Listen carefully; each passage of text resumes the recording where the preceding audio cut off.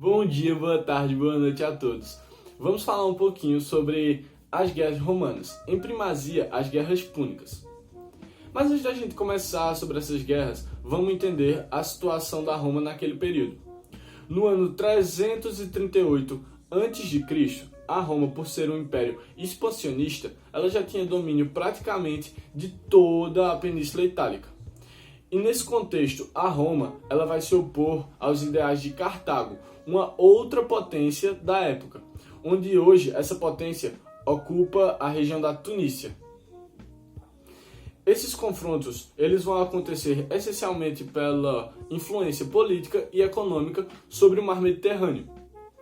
Esses conflitos vão durar de 264 a.C. até 146 a.C., gerando 131 anos de conflitos. Durante esses conflitos, houveram 3 guerras, a primeira, a segunda e a terceira Guerra Púnica. E a gente vai falar um pouquinho sobre elas. Então vamos lá falar sobre a primeira Guerra Púnica, que vai ocorrer de 264 a.C. a 241 a.C. Durante esse período, a Roma vai ser a primeira a dar alfinetada em Cartago, já que ela vai invadir e conquistar a ilha da Sicília, uma ilha pertencente a Cartago. Cartago, sabendo disso, vai enviar embarcações contra a Roma, assim iniciando-se uma guerra. A Roma tinha melhores soldados do que os cartagineses, já que ela era formada por soldados cidadãos, ou seja, soldados que pertenciam à mesma nacionalidade, assim facilitando a comunicação entre eles, coisa que Cartago não tinha, já que Cartago tinha seu exército formado por soldados mercenários. Porém, no mar, o valor se invertia. Cartago tinha melhores embarcações e conhecia melhores técnicas de navegações. Então, nesse confronto marítimo, a Roma sairia levando a pior, se a Roma não utilizasse de sua engenhosidade para criar um instrumento bélico chamado de corvo, uma espécie de âncora que se fincava no barco inimigo, fazendo assim com que os soldados romanos pudessem entrar diretamente no barco cartaginês e iniciar esse confronto direto.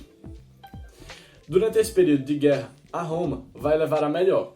Ainda durante esse período, vai conseguir conquistar 2 outras ilhas, a Córcia e a Sardenha, também pertencentes aos cartagineses. Os cartagineses vão aceitar essa derrota. Após o término da Primeira Guerra Púnica, os cartagineses se veem com um ego ferido após ter perdido para Roma.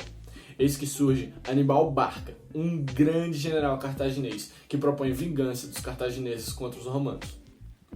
Aníbal Barca vai reunir um enorme exército composto por diversos soldados e também elefantes, animais gigantes jamais vistos pelos romanos, que tenebrava e assustava todo o Império Romano sobre tais criaturas. Aníbal Barca vai marchar com seu exército por terra, arrodeando todo o mar Mediterrâneo até chegar em Roma. Durante esse período, ele vai se encontrar com gauleses, outro povo que vai se unir em parte ao Império Cartaginês para invadir e conquistar Roma.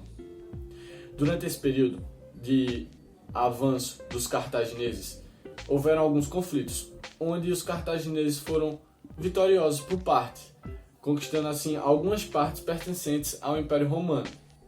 Mas, durante esse período, os romanos estavam apenas se defendendo dos cartagineses, até que os romanos decidem contra-atacar os cartagineses, tendo êxito, assim triunfando durante a Batalha de Grandes Campos, em 203 a.C., perto da zona de Zama.